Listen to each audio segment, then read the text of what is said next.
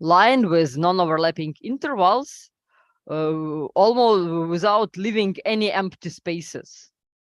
And so that's why the sphere packing constant in dimension 1 is 1, which is, of course, the maximal possible value. So line with not. So in dimension 2, situation is a bit more interesting. So a two-dimensional space, it's a flat space.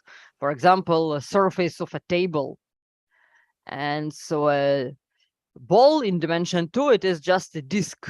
So imagine that you have a huge pile of €1 coins, and you try to put these coins on a table in such a way that the surface, so you can see as little surface of this table as possible.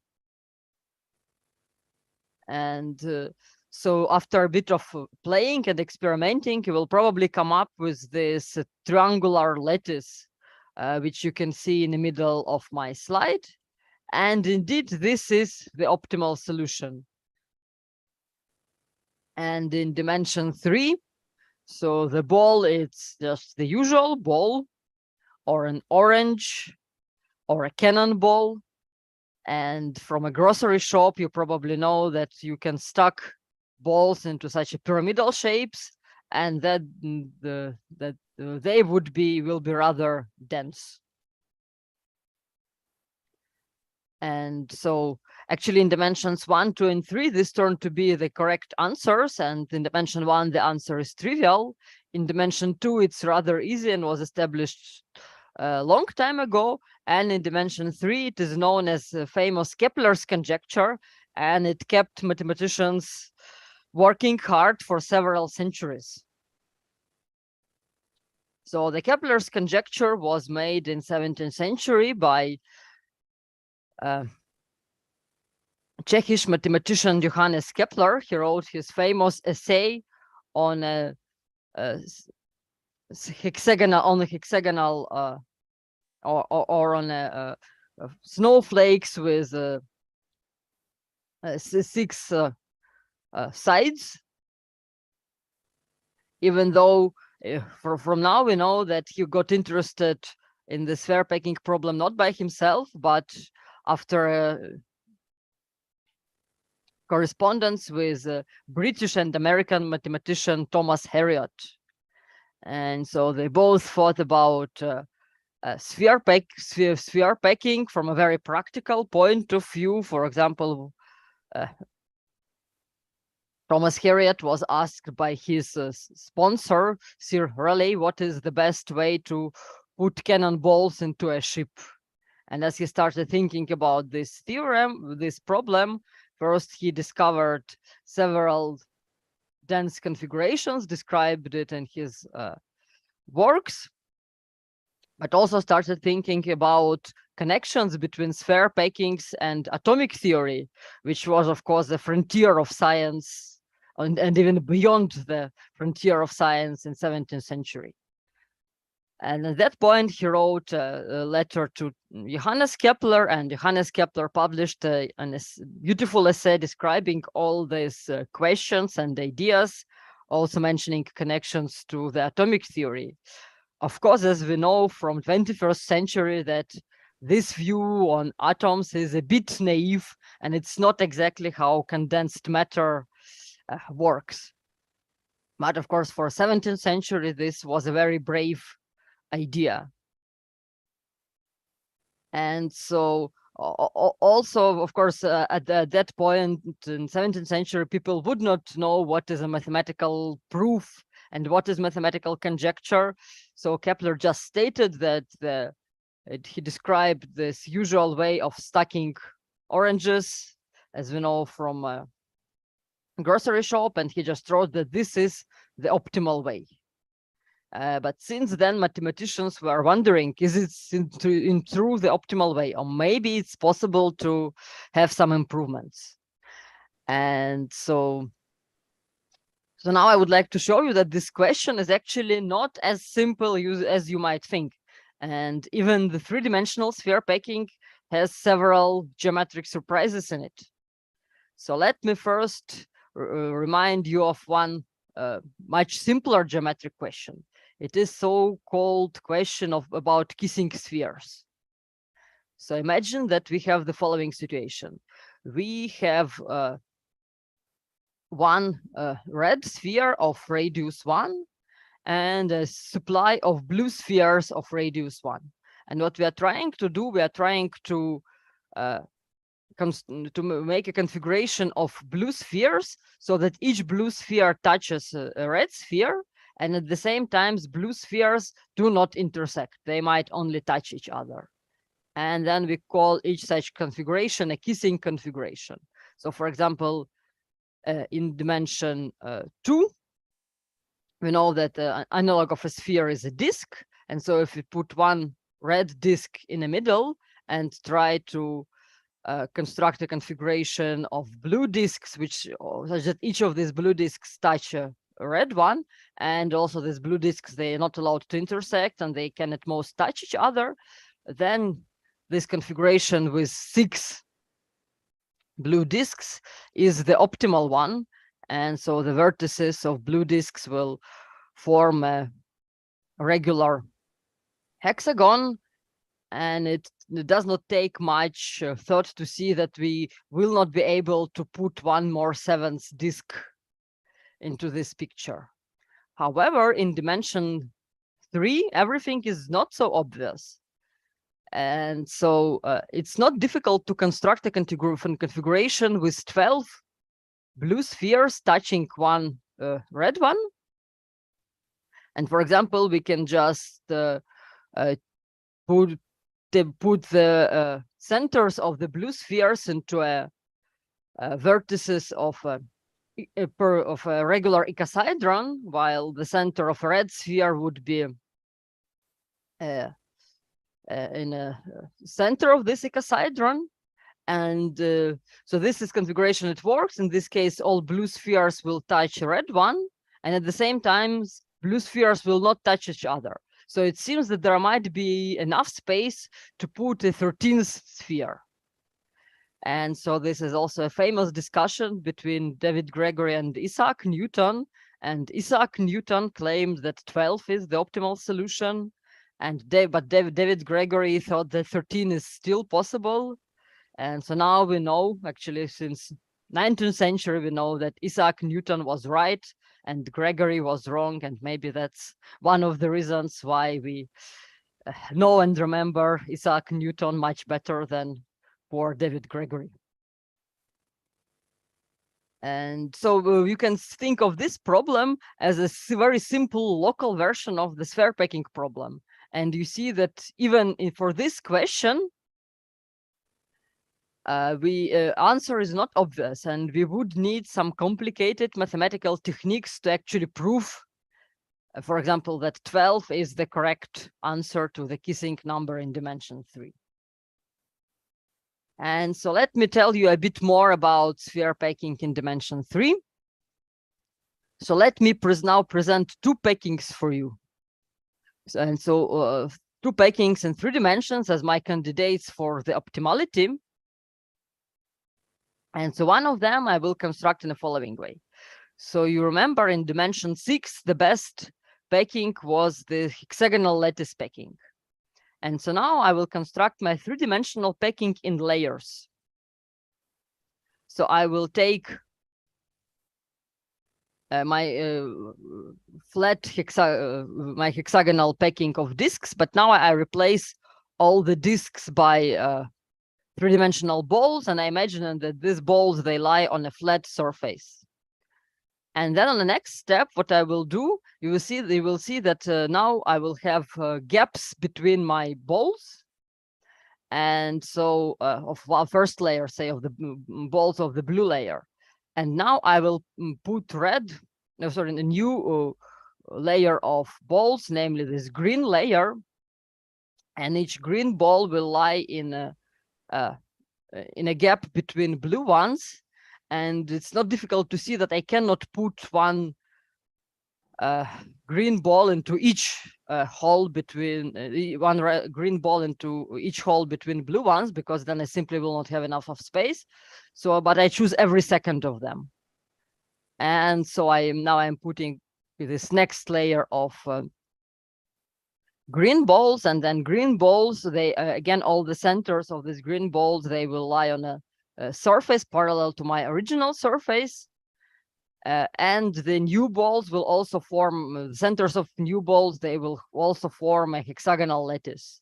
And so now I can continue this process, and eventually I can cover all my Euclidean space with this packing. So this is my packing 1. And my packing 2 will be built in a different way. So in my packing 2, I don't start with a hexagonal lattice on a surface, a flat surface, but rather I start with a square lattice. So of course now square lattice is not as good as a hexagonal lattice in terms of packing. So it's not a very good 2-dimensional packing. However, it has 2 advantages. And the first one is that now I can put a new green ball into each hole between blue balls, and there will be exactly right amount of space between them. And the second important point is that now the holes between blue balls, they are bigger.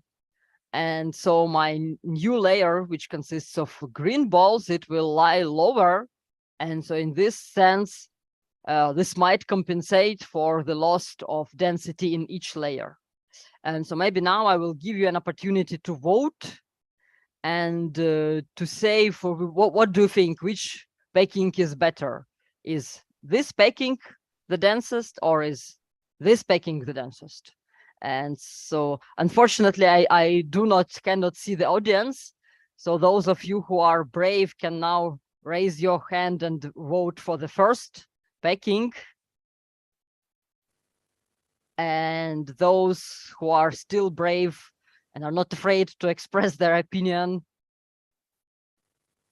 can vote, can raise a hand now if they believe that this is the best packing. And the rest will see now the answer in a moment. So actually we'll all see the answer in a moment. And actually this was a bit an unfair and trick question, because these 2 packings, they're actually equally dense. And things are even worse. They're not just equally dense. This is essentially, they say they're geometrically equivalent to each other. Up to rotation in 3-dimensional space. And so this is how we can see it. Here we consider a packing which is called face-centered cubic packing, and it works in the following way. So we are considering a cubic 3-dimensional cubic lattice. So you can imagine that all our 3-dimensional space is divided into cubes of equal size, like Lego blocks. And so now we are putting balls in the following way. So we are putting a ball of appropriate radius into with a center at each vertex of my cube. And also I put one ball into each into the center of each face of my cube. So from here we get this name, face-centered cubic lattice. And now we are going to give 2 different colorings for this configuration. So we can color it in this way. So by layers that are somehow parallel to this main, I would say it, roughly speaking, that are orthogonal to the main diagonal in my cube. So I think I have my cube, and I take 2 opposite vertices in my cube. I connect them by line, and now I consider a plane which is orthogonal to this line. And so my now my lattice, it will consist of layers parallel to this plane, and I'm coloring it in this way. And what I will get exactly the first packing which I showed you in my previous slides. But now the same configuration can be colored in a different way. Now I'm slicing my configuration with planes which are parallel to one of the sides of my cube. And then this coloring, it will give us the same coloring as we had in the second packing that I presented you. And so now you see that these two packings, which I have constructed in two different ways, they are actually equal to each other. So maybe this is one way for you to see that geometry, even three-dimensional geometry, can be difficult at times. And so now to make things even worse, I can tell you that in dimension 3, we don't have only one best packing. Actually, we have uncountably many sphere packings of maximal density. And to see this, we can return to our first construction. And you remember how I told you that when I'm choosing the second layer of balls, actually, I don't have a unique rule of how to put them. I have two possibilities. I can put them, the new balls, into every second hole between the balls of previous layer, and I have actually a choice how to do it. And so by doing these different choices at each new level or layer, I can do these choices independently from those which I've already done before, and they all will lead to sphere packings with the same density, because the density of each layer does not change after this shift, and also the distance between different layers does not change. So the after all, density of packings remains the same. And so now by choosing different layers, I can have uncountably many geometrically different sphere packings. And so this is one of the explanations why it took mathematicians so much time to show that even though we have uncountably many sphere packings of maximal density, none of these packings can be improved even a little bit, so that we get a slightly denser packing. And so Kepler's conjecture was solved by Thomas Hales in 1998.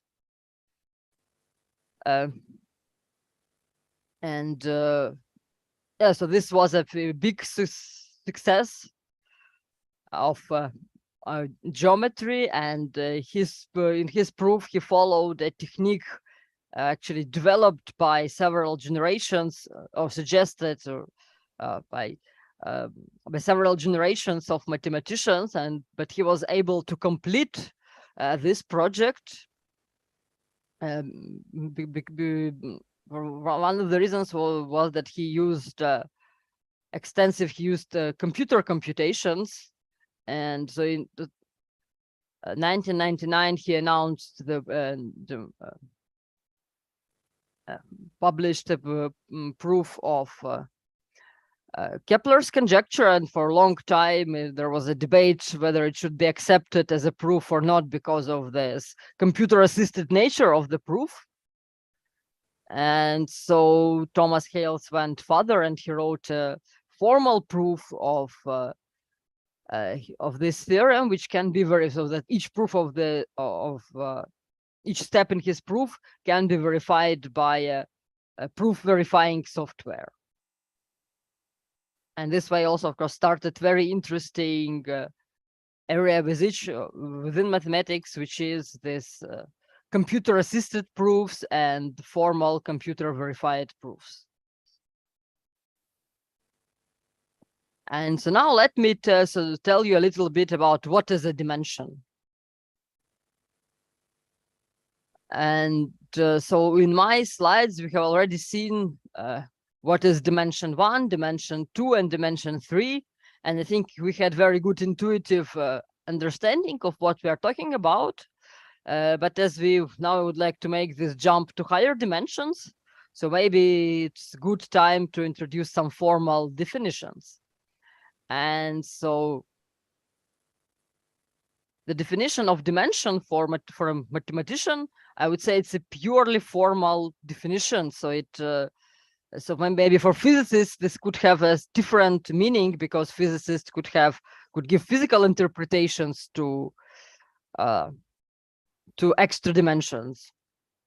And yeah, some people claim that there is a, so to say, a spiritual and esoterical sense in higher dimensions, but I'm absolutely not an expert in that and don't know anything about this. So my approach to higher dimensions is pure mathematical and very formal, I would say. So for me, an Euclidean space, dimension of Euclidean space is just the number of coordinates of each point. And so if we are on a line, we need only one number to give our exact position. So it's like if you have a ruler, this is just the number on the ruler will give you your exact position on this line. And if we are on a plane, so plane is two-dimensional. It means that if I want to locate myself on a plane, I need to give you exactly two numbers. And then by these two numbers, which are my coordinates, you will be able to find me. And in dimension 3, we have 3 coordinates. For example, like GPS coordinates in Google Maps. And these coordinates, they tell us our location with respect to north, south, with respect to east, west, and also how high we are over the imaginary sea level. And these 3 numbers are sufficient to define our position in our three-dimensional space. But now, as we are mathematicians, nothing stops us from introducing more dimensions. And of course, these extra dimensions, we will not be able to see them, to feel them, even to visualize them. However, it seems that working with higher dimensional spaces is actually a very nice and very convenient way of bookkeeping. And that's because many notions we instinctively know from dimensions 1, 2, and 3, they still can be translated to higher dimensions. And very often our intuition behind these notions will be useful, and it can be used for solving whatever mathematical problems we have. And so here, as a form of a mathematician, I like to give a formal definition. So I would say that a point in a d-dimensional space, it is the sequence of d real numbers. And as we are talking about spheres, it is convenient for us to define a distance. So one of the useful things we have in Euclidean space is a possibility to measure distance between points. And so now to measure distance, what we are doing, we are using the Pythagorean rule. So we look at our, we have 2 points, x and y, and x has coordinates x1, xd, y has coordinates 1y, yd. So what we are doing, we are taking the differences of respective coordinates, first coordinate of x minus first coordinate of y, second coordinate of x minus second coordinate of y, and so on. Now we take this, compute these differences squared, take their sum, and compute the square root of this.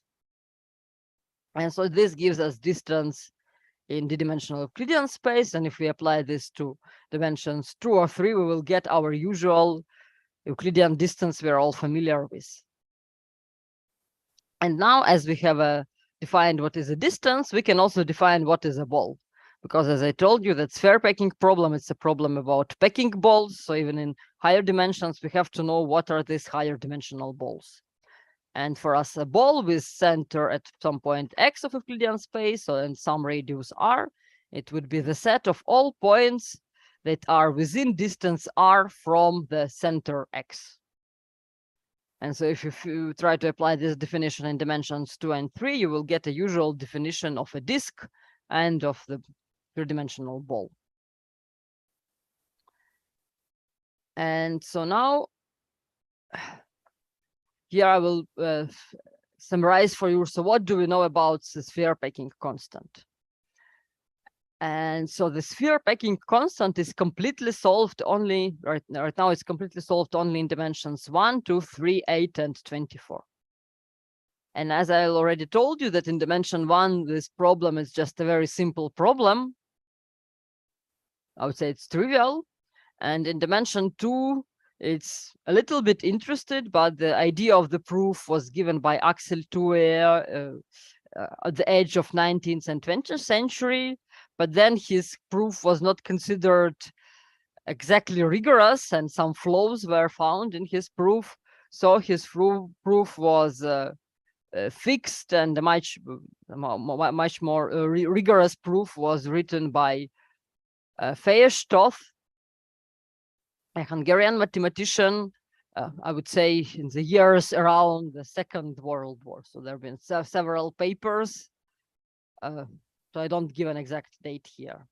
And as I already mentioned for you, and even though this the proof in dimension 2, it was not such a difficult proof, and it has rather clear geometric idea behind it. And also Weierstrass gave some very nice generalizations to this problem.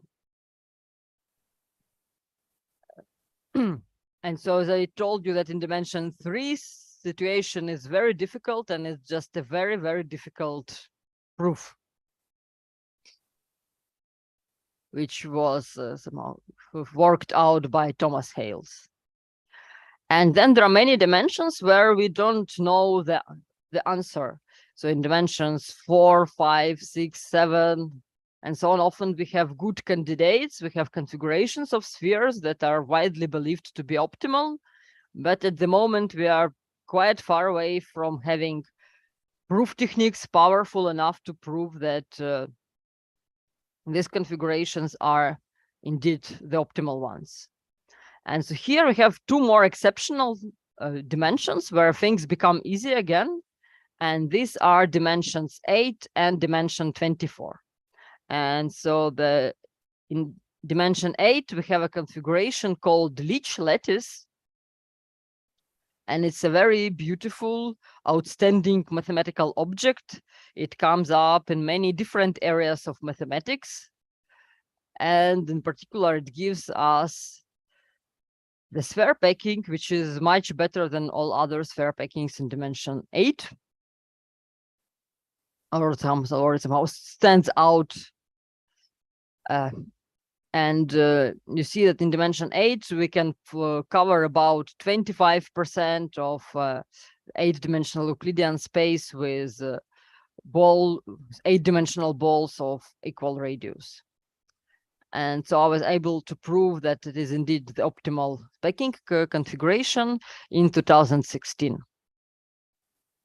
And same year, actually only few, I think two weeks after, working together with Henry Kohn, Abhinav Kumar, Stephen Miller, and Danil Radchenko, we were able to prove that in dimension 24, the Leech lattice is the optimal sphere packing configuration. And so here you see that this Leech lattice packing, it covers only less than 2/1000 of the space of the 24-dimensional Euclidean space. But as you see that actually for dimension 24, this is a very good result. And so you see there is this general tendency that in higher dimensions, densities of sphere packings, they increase. And we do know theoretically that they increase exponentially, even though we don't know what the exact exponent should be. So this is also one of the big mysteries of sphere packing problem. And so for dimensions 8 and 24, these numbers that seem to be small comparing to dimensions 1, 2, and 3 are actually very big numbers. And for example, the sphere packing in dimension 24 is in absolute values has bigger density than the best known packing in dimension 23. And so these are because as maybe you could not see me in person today, so I allow myself to show you my picture and also the picture of my collaborators with whom we have proved the optimality of Leech lattice. And so now let me tell you a little bit about Leech lattice. So E8 lattice and Leech lattice, they are both beautiful and exceptional, but I thought that maybe I would have time to speak about one of them. And so I decided to speak about Leech lattice because it's bigger and I guess a bit more mysterious. And so Leech lattice, it's an object in 24-dimensional space. And I would not recommend anybody trying to visualize objects in 24-dimensional space. I think it's dangerous for our mental health. So the best we can do is maybe one of the things we could do. We could try to project some parts of Leech lattice from 24 dimensions to, for example, to our flat surface of the screen.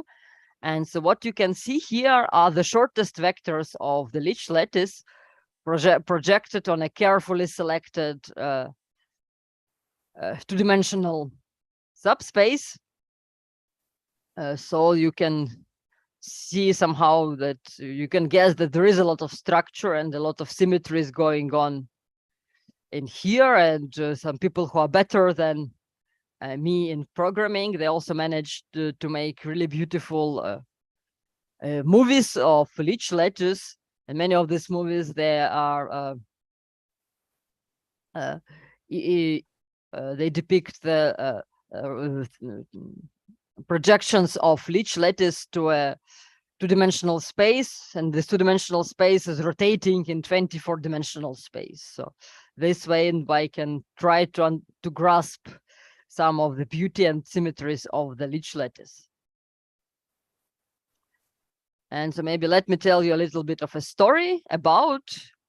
So the picture you can see here, this is a picture of Marcel Goalie, and he was a Swiss engineer and astronomer, and he invented what is called the Goalie Code, and I will speak about the Goalie Code a little bit later.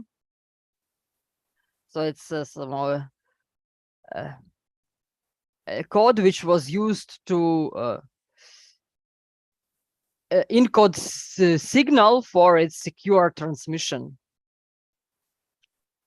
And so Canadian mathematician John Leech learned about Goalie Code, and he used Goalie Code to construct a lattice in 24-dimensional space. And it was a rather nice and ingenious construction. So even though it's a very short letter, but it in this letter, he constructed this very beautiful 24-dimensional object, which also provided a sphere packing of extremely high density, so that nobody could believe such a high density could exist. And then John Conway, an American mathematician, he studied symmetries of this newly discovered exciting object Leech lattice, and it helped him to discover new types of simple finite groups. And so studying of the symmetries of simple finite groups actually helped mathematicians to complete the list of all the finite simple groups, and after many years of work, also to complete the project Atlas, so namely to proving that this list is complete and we don't have any other simple finite groups. And so finally, here is the picture of Richard Borchardt, was a student of John Conway, and he proved what is called the Monstrous Moonshine conjecture. So it's a very beautiful conjecture relating Leech lattice to some some complicated theories in theoretical physics, but also to the theory of modular forms, which is my domain of expertise. And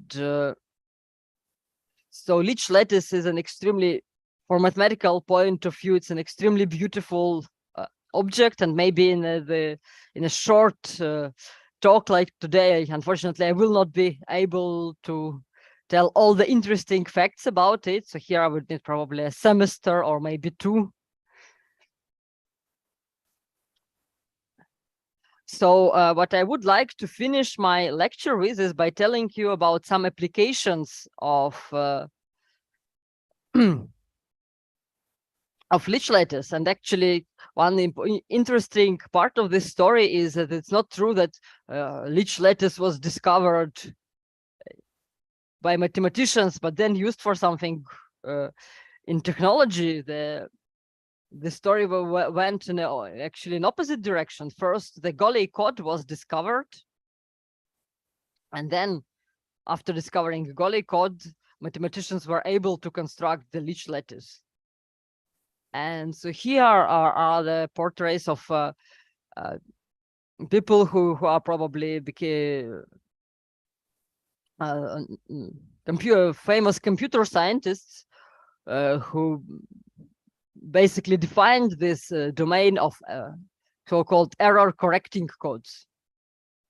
And so after the Second World War, I think still at the end of 40s, Claude Shannon, who at that time worked in the Bell Labs, he wrote a series of very influential papers about mathematical foundations of computer science, and in particular mathematical foundations of error correcting, and formulating the new theory of communication. And so in the same lab also the Richard Hemming worked, and he also considered as one of people who came up with the idea of creating error correcting codes. And as I already told you, that Marcy Goalie, he was a person who invented the Goalie Code, a very nice code. So let me tell you what are error correcting codes and why are they related to the sphere packing. And so here I made this. So this is a scheme of signal transmission and communication, and this is a very, very simplified version of a scheme drawn by Claude Shannon. And so it goes in the following way. So if you can think of this square box as my channel of communication, and each point in this box represents a signal. So for example, if it's a square box, it means that each point, I'm essentially sending its coordinates, sending two real numbers. And so now in our model of communication, we try to make it realistic. And so we think that as our signal is transmitted, there might be some noise in there. For example, we might be transmitting a radio signal, but there might be a storm, a thunder going somewhere. And so this can change our signal. And so what can happen that instead of getting my original message, I will get it shifted by an error. And so I don't know what this error is, but it's logical to assume that if my communication system is any good, then I can at least control the size of the error, and this error is not too big. So the size of the error is controlled in some sense. And so now what could be the remedy for recovering a signal? And so here the idea is very simple, is that before sending my signal, I will have an agreement with the person who receives it. And so I will tell them that I will not send any kind of signals. So, and out, for example, out of this gray box, I will not send, choose any point in the box. I will choose only this prescribed green points, which I call my code words. And then I will, around each of my code words, I draw this sphere of possible errors. So I make an assumption that somehow I'm in control of the error, and that the typical size of my error should not be bigger than the radius of the ball around each of my code words. And so, of course, I'm somehow in this model, the size of the error somehow is given for me by some technical restrictions. But what I would like to do, I would like to choose my code words in such a way that I would have maximal possible number of code words, because then having more code words would allow me to encode more information in it. And so this is what and now you can see that indeed this becomes kind of a ball packing problem, because I have this is my code words, which are centers of the spheres in the sphere packing, and my balls, they are become these clouds of possible errors. And so I want to put my code words such that their clouds of errors do not intersect. And so even if an error occurs, I still would be able to choose the code word which is closest to my received signal, and this way to correct the error. And so what I'm describing to you now, this is really the model of error correcting from 1940s, 1950s. And since then, of course, technology moved much further away, and the codes we have now, they are much more sophisticated. And the codes we are using now, they are also essentially infinite dimensional. So it turns out that bigger the dimension of my box, then better are the parameters of my code. And so here was one of the historical successes of the Goalie Code. So this here I'm putting for you as a picture of Voyager. So it's a spacecraft which was sent to the space in 1960s, 1970s, and its mission was to collect information about solar system and about planets of solar system.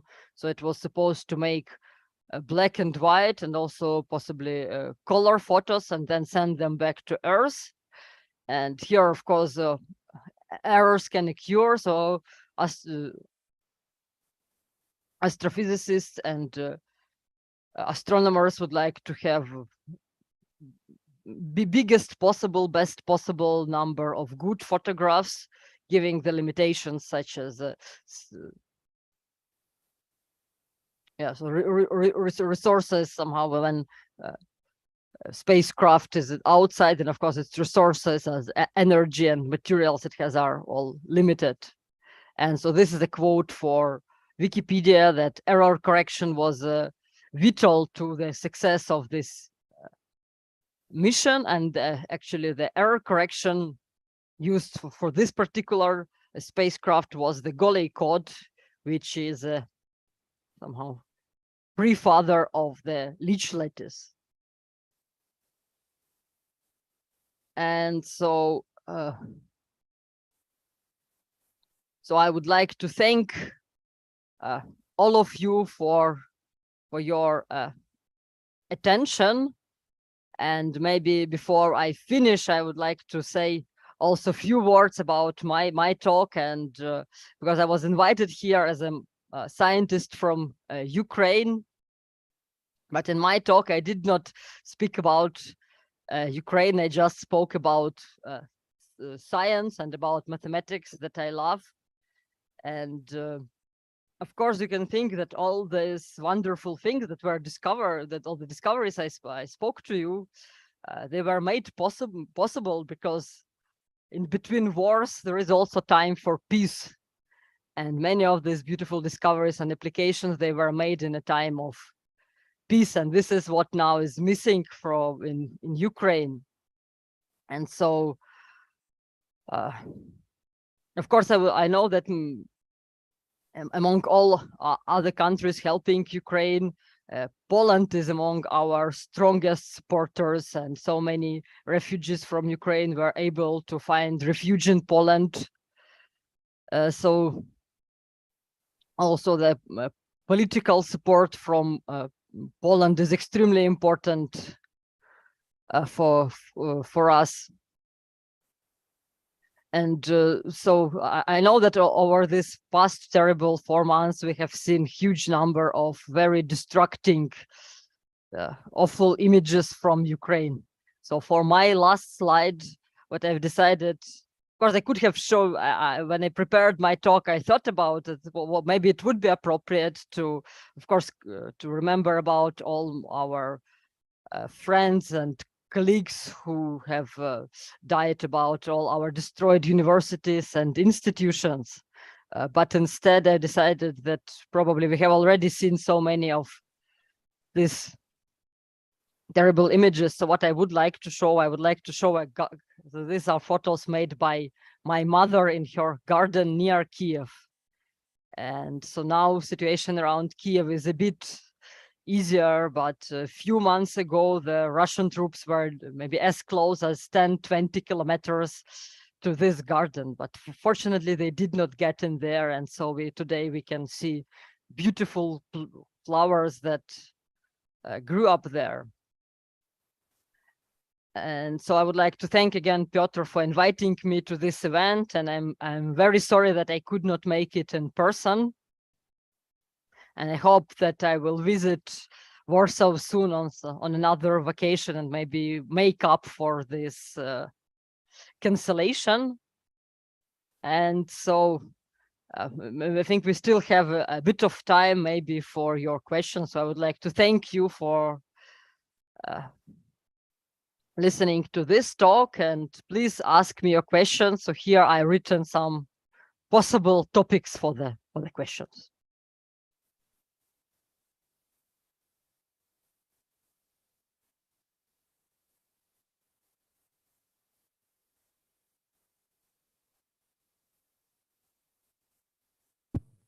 Okay, thank you very much for the lecture.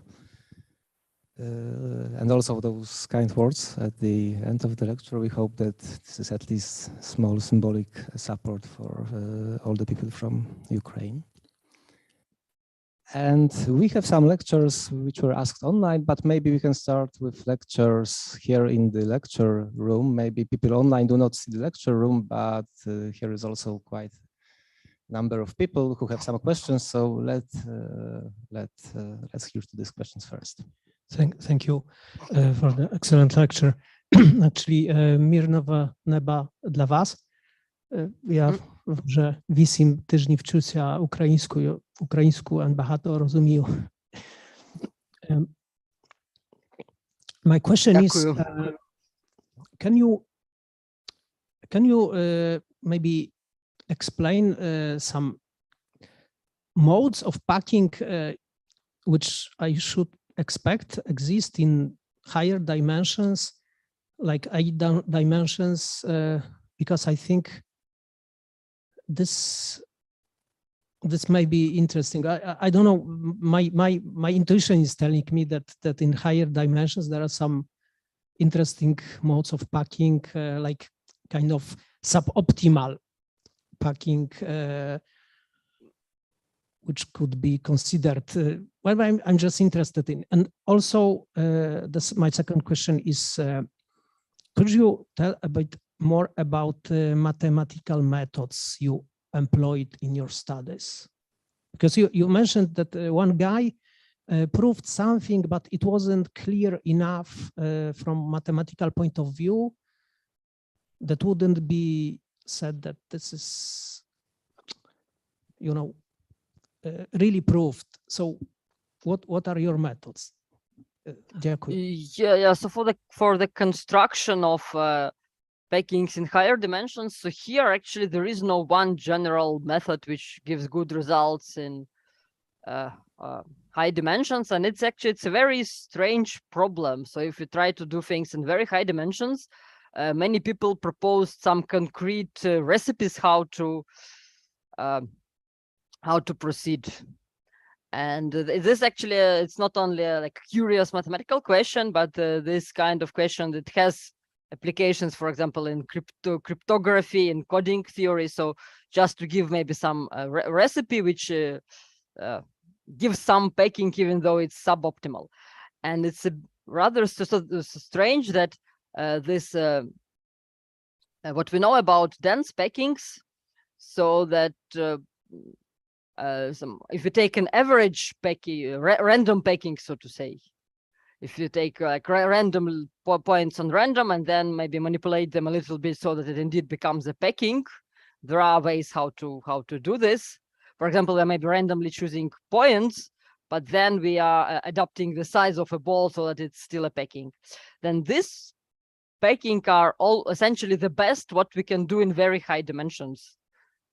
But then all, so to say, precise recipes, they often fail to be bad, and many of them are super exponentially bad. Like maybe one way to think of how to construct a packing in high dimensions. So let's take like just obvious generalization of a cubic lattice. Let's just take our balls with centers, for example, at all points with integer coordinates.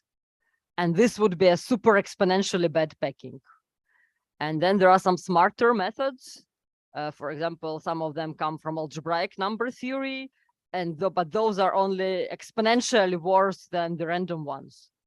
And then we have random ones, but here we don't know actually how close are they to optimal, because we don't know how to prove bounds from other side. And from other side, we have some bounds that give us hope that maybe this random lattices still can be exponentially improved. But yeah, but that's somehow a big open problem in the area.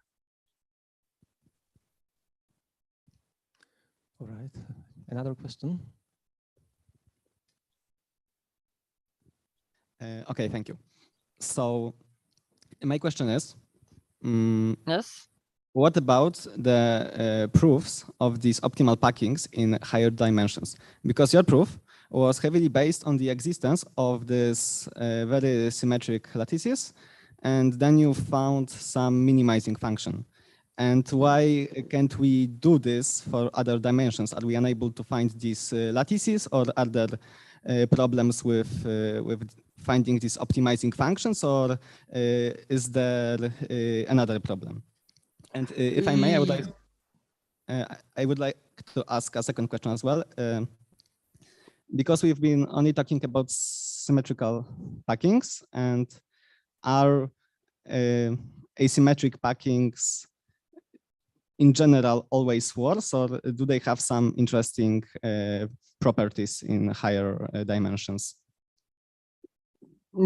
Yeah, it depends what you call by symmetrical, because the symmetry of E8 lattice and Leech lattice is somehow this kind of sporadic symmetry. It cannot really be generalized to other dimensions. And sometimes symmetries help, but sometimes they don't. And here it's, I think, this connection between quality of a packing as packing and symmetry, it's quite mysterious and to some extent might be even misleading. And to your first question, so indeed I did not speak much about the methods, but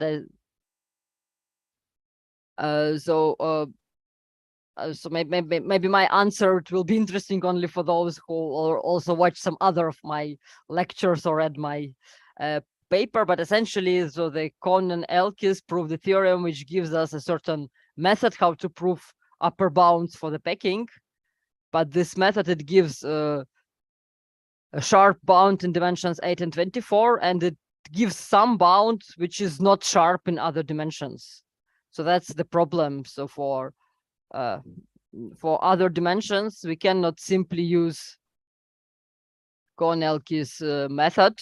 We have to modify it, but also modify it if we really hope for sharp bounds. Yeah, then we actually think, to my knowledge, there in all other dimensions we can prove bounds, like stronger than Kohn-Elkis by some numerical methods, but they are still quite far away from the sharp bounds. So we need to do both. We need to invent new methods, new proof techniques, and also then for those proof techniques really to find these optimal functions, which might be the analogs of Kohn-Elkis functions.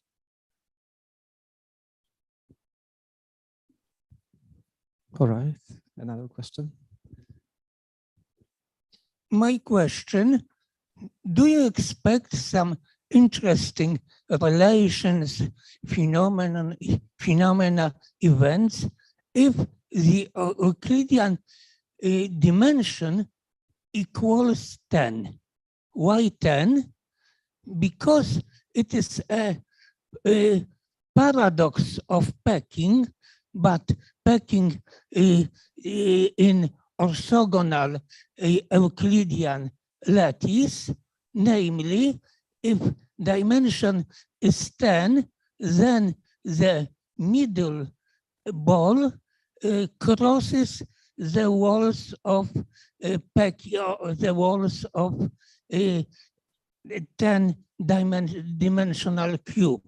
This paradox is supported by simple calculation, and it was quoted in the mathematical intelligence about 80s, and also I mentioned it in my book, Paradoxes of Measures and Dimensions, originating in Felix Hausler's ideas.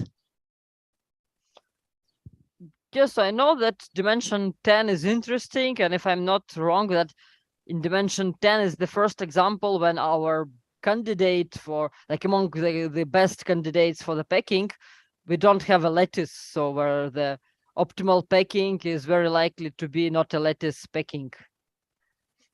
Because in all other dimensions, like in some dimensions like 3, we have actually uncountably many optimal configurations, but at least one of them is a lattice.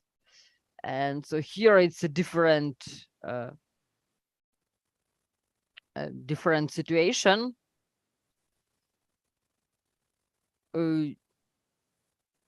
Yes, so but I think for the methods of proof, we are still quite far away from proving something for dimension 10. So it's certainly a very interesting dimension, an interesting phenomena happens there, but yeah, we are very far away from having bounds from both sides meet.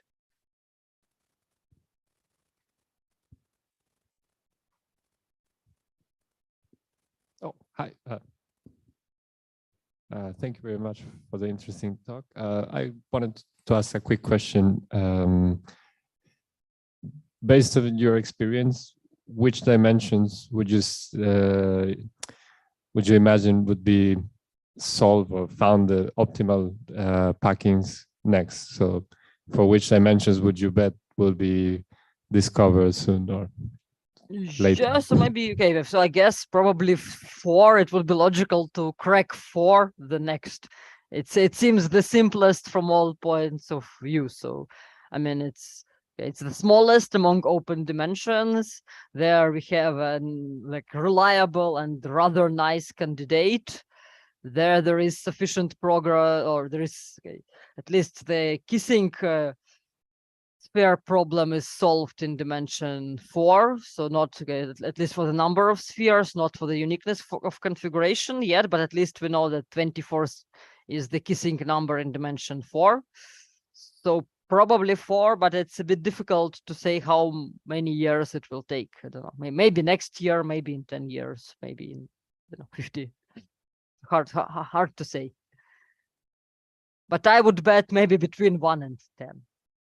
So that's my optimistic prognosis on dimension 4. I have a question. We can kind of imagine a box of these balls and we can kind of jiggle it, and we can see them kind of self-optimizing themselves because by minimizing potential. And I was wondering, how do you use your intuition for higher dimensional spheres? How do you see them kind of popping into optimality? Yes, so in pure math, often we have some like configurations they could come from from some known, like maybe we'll can start with some algebraic constructions and then see whether they give something good. Because as I know that it seems that from papers that I read on simulations for sphere packing, that finding sphere packing, so to say, by some kind of gradient descent, it's not that easy. And I think in big dimensions, this problem is not particularly well behaved. And it happens because I could say that if we think of this as an like energy minimization problem, and that like spheres are just moving to repel each other, then in this problem, we can have what is called this jammed configuration, when configuration is not optimal, but it cannot be locally improved. So we have this like difficult energy landscape with many local minima. Yes, I think that there are papers like this from actually simulating sphere packing problem in high dimensions, but yeah, but there these methods, they don't always converge to a good configuration.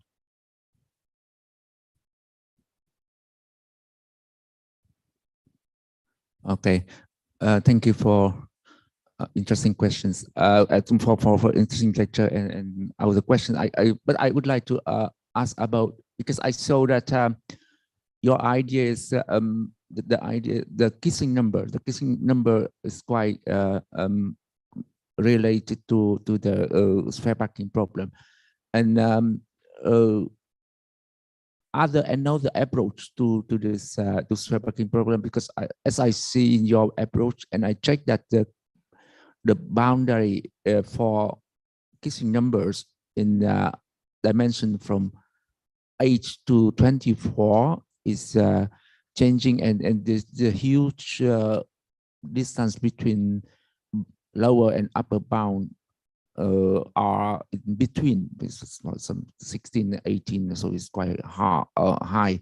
So I understood that you suggest that when you know the kissing number, you will be very close to the answer to the sphere packing problem. Is it true, or another approach to this? Yeah, I think being able to solve the kissing problem, it's at least a good identification for example, in dimensions 8 and 24, so the knowledge of actually in dimensions 8 and 24, the kissing problems were solved back in 1970s. I think in 1979 it was solved, and then the solution of packing problem in dimensions 8 and 24, it does not rely on kissing problem, but it's kind of a good prediction that there is something nice going on here, and the packing problem might be easy. So indeed, these two types of problems, they are related to each other, even though it's not always true that solving one is needed for solving the second one, so solving another one. But certainly there is a connection. And here that's why I also say that the fact that maybe in dimensions, like I would not bet that the sphere packing problem in dimension 5 will be solved soon.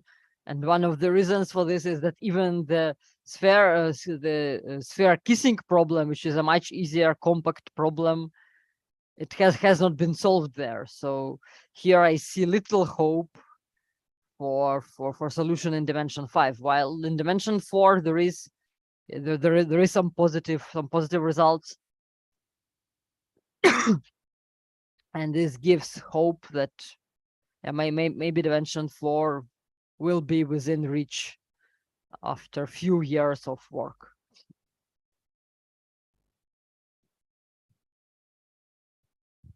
Mm-hmm. So I hope I answered your question. Yes. Are you currently trying to prove that problem in other dimensions, or are you currently focused on other areas of mathematics? Okay, so I'm not trying to solve packing problem in other dimensions right now. So yeah, but I would say my work is still related to packing problems, but yes, I have several projects. So like one of my favorites is trying to find this dense packings in high dimensions or very high dimensions. And there are some also like smaller dimensional problems, which are not packing problems, but related to them.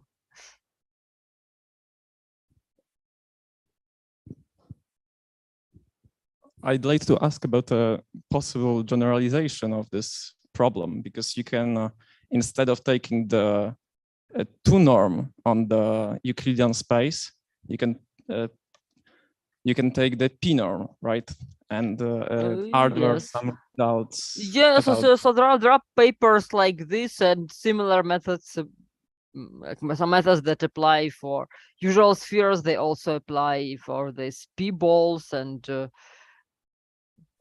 yes, actually, I worked with Maria Dostert, my colleague. She wrote her PhD thesis about packing P balls in 3-dimensional space. So she wrote it together with Frank Valentine.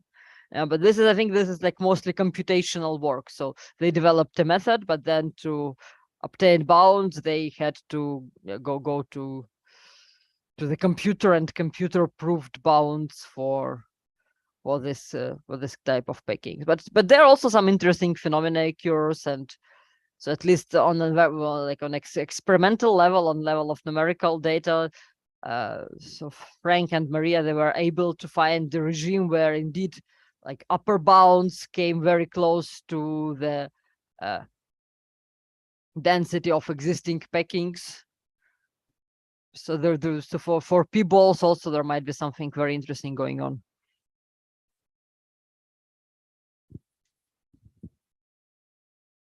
Thank you for an amazing talk. My question may be a little bit boring because people were asking about 10 dimensions using some methods in other dimensions. I will go back to 3 dimensions. We know what is the optimal packing for spheres. There are also some other shapes, for example, space-filling ones like cubes or truncated octahedra. What about other anisotropic particles in 3-dimensional space, for example, spheroids, or are there any? Is there any work being done regarding this? Yes. So yes, there is work being done. It's maybe not that many questions where we really have like complete answer, but we have like upper bounds and lower bounds, and so like one work I told you about is this work on p-balls. So it was actually work in 3-dimensional space. So in principle it's possible to obtain to obtain like bounds in here, and they have been considered, but then maybe the list of like completely resolved questions is not that big, because usually completely resolving something is rather exceptional. So I think a few years ago there was a paper about packing 5 gons on a plane, but like it was not translational but congruent packing. So these 5 gons, they also allowed to rotate, and this was actually a difficult question, but if I remember, it was actually completely resolved, but it was a long and rather complicated paper. Also, solution is somehow getting interesting geometric configuration of those 5 gons. And maybe a question related to this. What is your bet on which type of shape will be proven, for which type of shape the optimal lattice will be proven in 3 dimensions? Do you have any idea? No, this maybe I did not study that question enough here. I don't know. No, but I don't really know how to. Yeah. Okay, thank you very much. All right, I don't see any immediate questions here in the hall, but maybe if we can let me ask a few questions which were asked on chat, if we have a few minutes. Yes. So one of them is maybe not immediately about the sphere packing problem, but about your work. So what is the style of your work? Does it like follow in small logical steps, one by one, or some big jumps? Can you comment on that? Yeah, I think it's probably both. Of course, it's because making big jumps is nice, but sometimes dangerous. It's possible to fall. So. All right. And what influenced the choice of the math challenges that you decided to deal with? Sorry, what? What influenced the choice of the math problems you decided to work on? Yeah, I think for me, usually the problem has to be somehow beautiful. Also, it should probably relate to something I already know a bit or understand a bit. So it should resonate with some questions I was already thinking about. All right. There are also questions about this distance function delta. So first of all, is it easy to prove? Whatever easy means that this delta d goes to 0 as dimension goes to infinity. So it's there is about theorem of causal. So there are different, historically there have been different bounds on this delta d as d goes to infinity, and right now the best is the bound by Kabatansky and Levenstein. So it is also I think paper from 1970s or 1980s. So I think from 1970s. It's quite an old paper, and Okay, so it's I cannot say that it's very difficult method, but it's quite ingenious and nice result. So.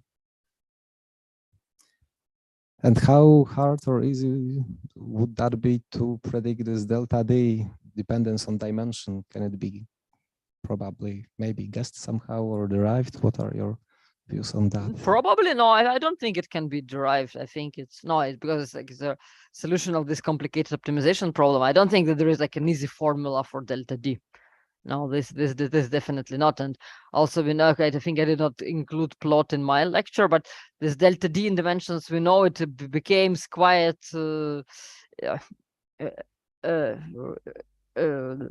erratically, so it makes some strange jumps, and yeah, so it is some complicated function. I don't think it has any simple description. All right, and maybe the last question, I think this is from an expert, and for experts, what about E6 and E7? Yeah, so I think right now they are, I don't know how to start with them. So maybe first trying D4 and then maybe. I don't see why E6 and E7 would be easier. But maybe I don't know something nice about these lattices, but right now they seem to be out of reach.